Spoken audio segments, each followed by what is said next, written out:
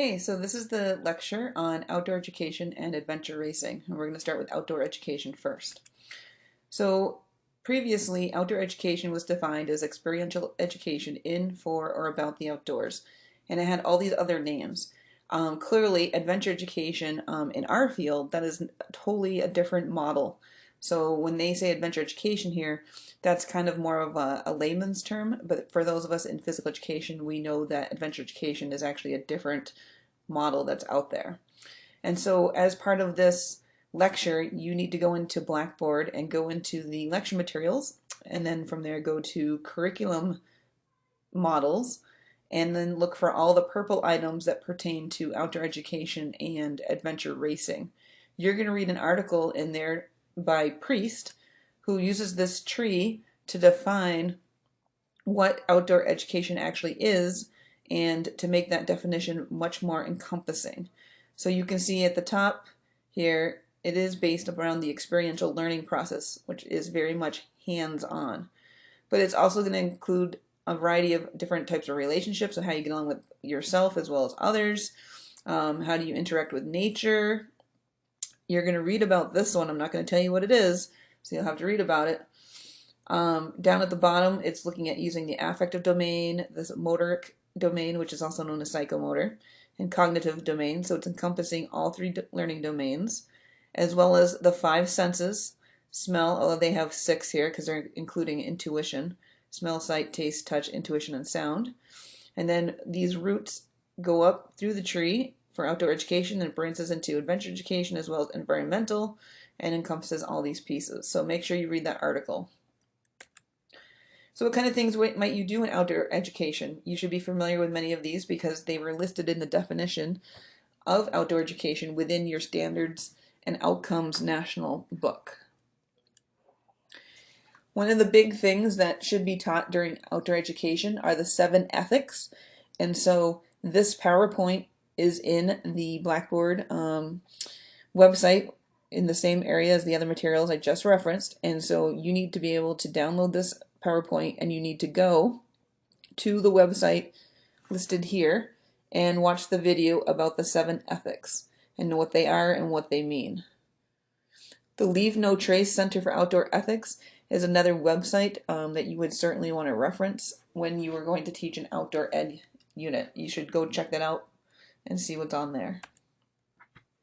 So when you're considering whether or not you're going to actually teach an outdoor education unit, you need to take in factors such as what is the risk factor, how likely is it that students might get hurt either emotionally or physically during that type of unit.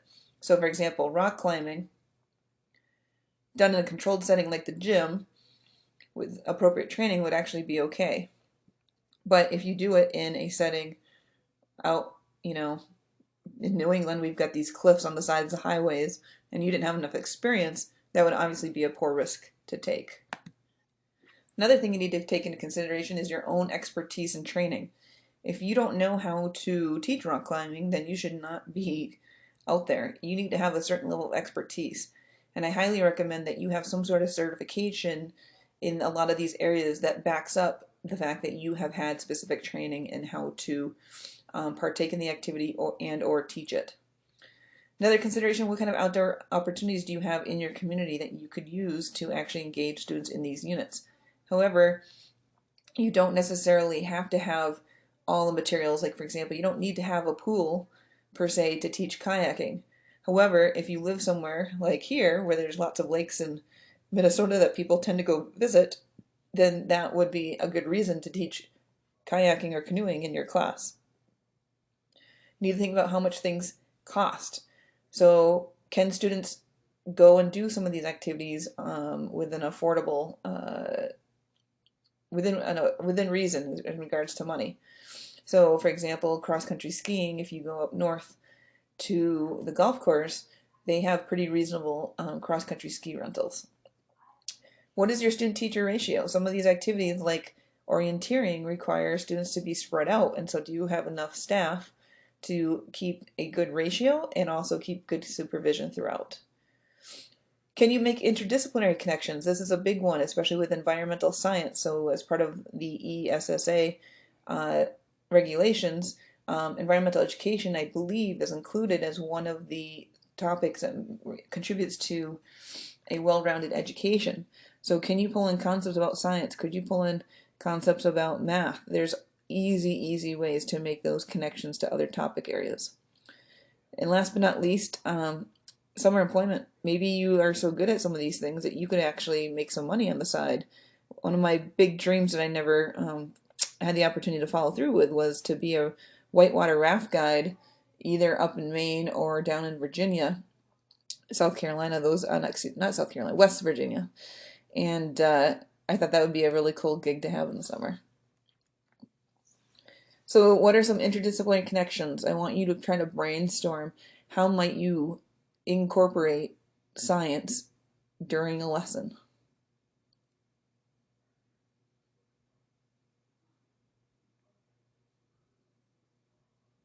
Good.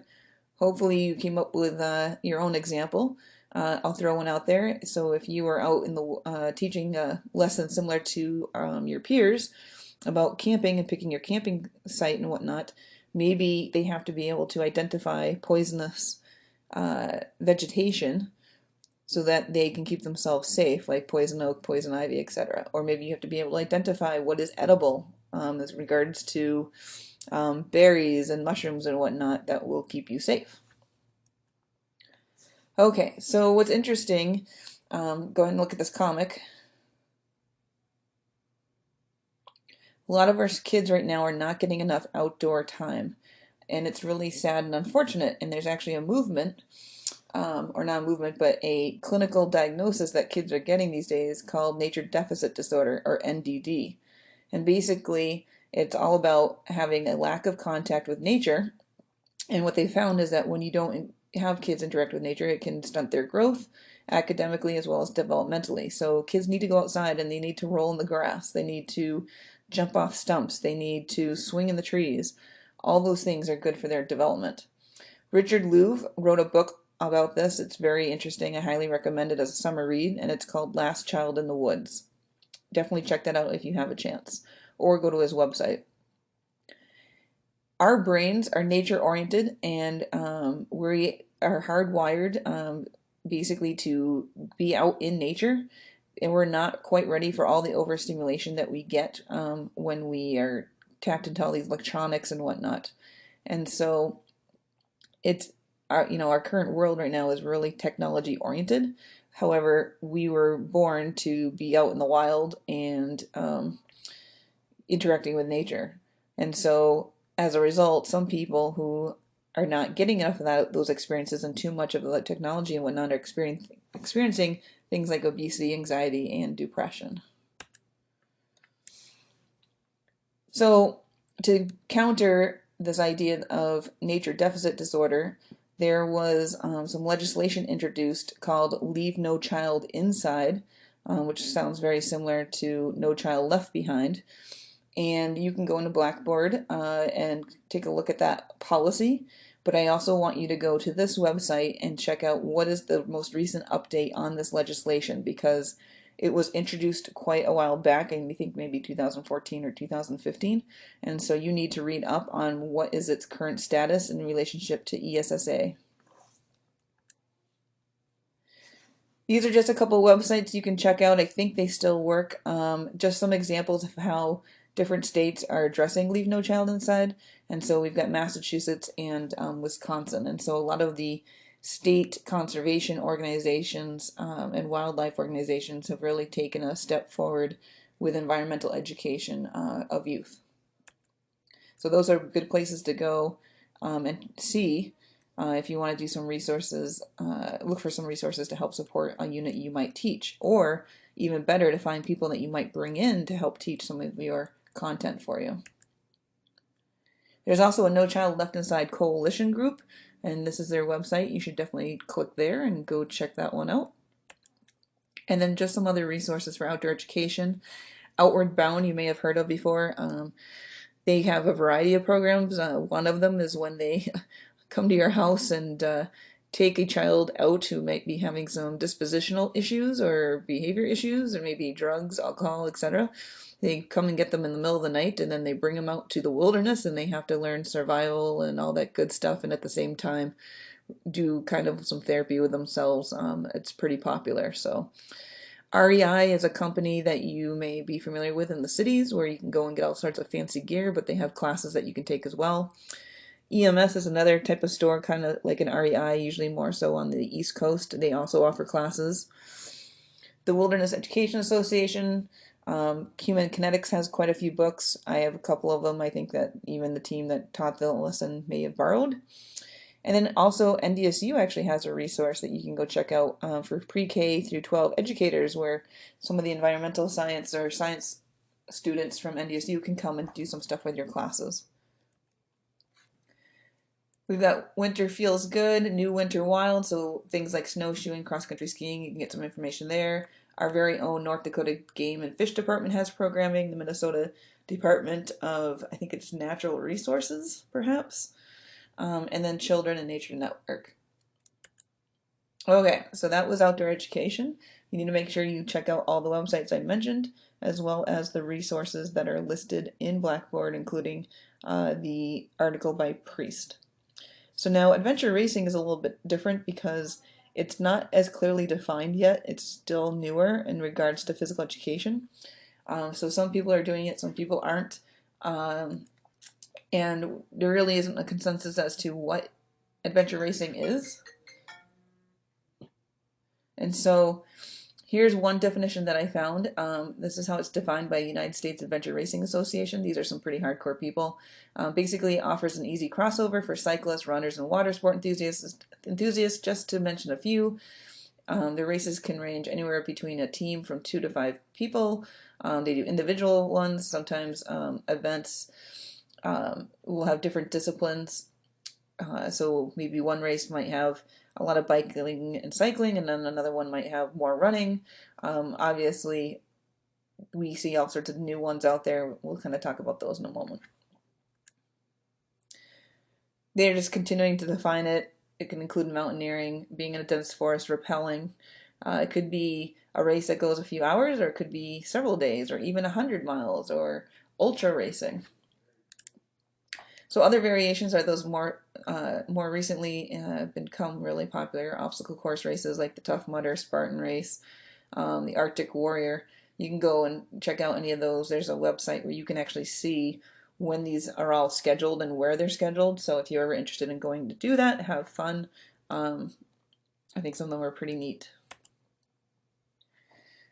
Other variations, people are familiar with Real World Road Rules Challenge. There tends to be a little bit more included in those with some cognitive challenges, so it's not just the psychomotor domain that's being addressed.